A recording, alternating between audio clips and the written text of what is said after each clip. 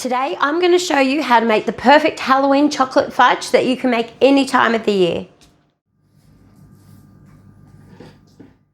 So what you'll need to make this fudge is 250 grams of dark chocolate. You'll need to make sure it's at least 70% cocoa, a tin of sweetened condensed milk, 2 tablespoons of some black cocoa powder, and 2 tablespoons of unsalted butter. Now your optionals are 1 teaspoon of vanilla essence, some sea salt for scattering across the top once we've made it, and just a little bit of freeze-dried raspberry powder or chunks if you choose to use them. You'll need a saucepan for melting it on the stove, and once we're done, you'll need a pre-lined baking tin to pop it all into. Okay, so the first thing we're going to want to do is melt our sweetened condensed milk, butter and chocolate in the saucepan over heat until it's nice and smooth and combined. Now you don't need to chop your chocolate up fine, just break it into squares. Let's go do that and come back.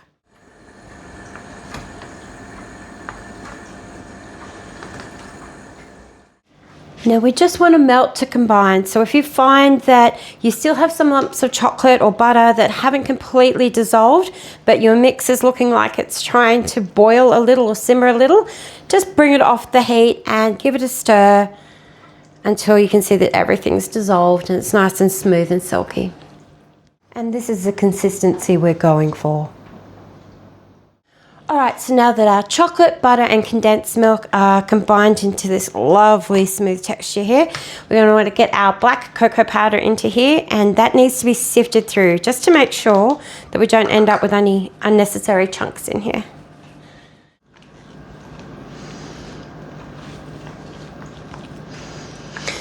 Okay, so you can really see where this mix gets its name, Midnight Chocolate Fudge.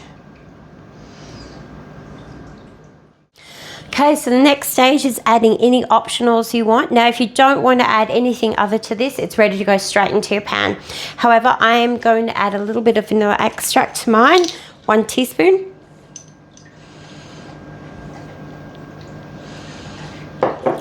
Gently fold that through. I'm also going to add a generous amount of sea salt because I really like that salty pop. And a few chunks of freeze-dried raspberry, just to give that random pop of tang every now and again. Now, one of the important things to think about when you're lining your pan is you want a little bit of overhang with your paper so that you're able to pull the fudge back out again once it's set.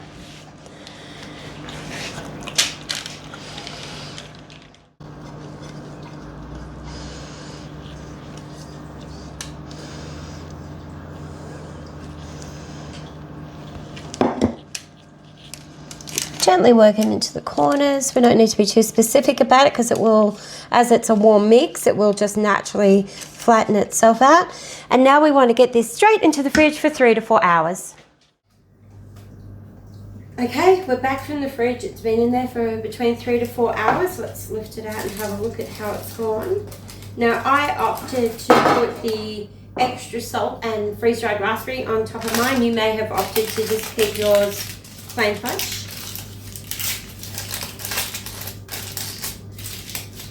But gosh, doesn't that look great? Okay, I've managed to get mine onto a plate in one piece, so let's cut some slices.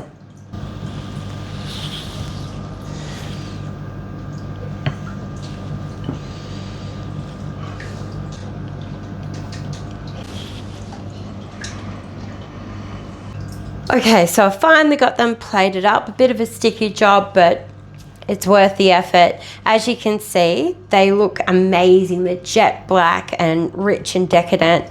I guess the next thing to do though is a taste test.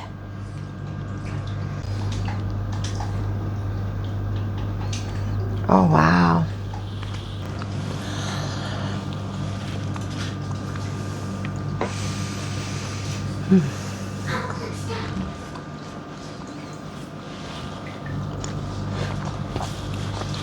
You can taste the richness of that black cocoa in there. It is amazing. That is so smooth. It's silky.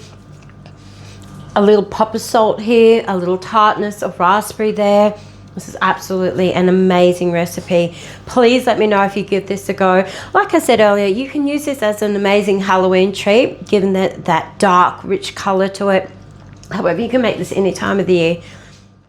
Okay, so this is an absolute winner. It's delicious. It'll keep in the fridge for 2 weeks and in the freezer for up to 2 months, so you can make this well in advance.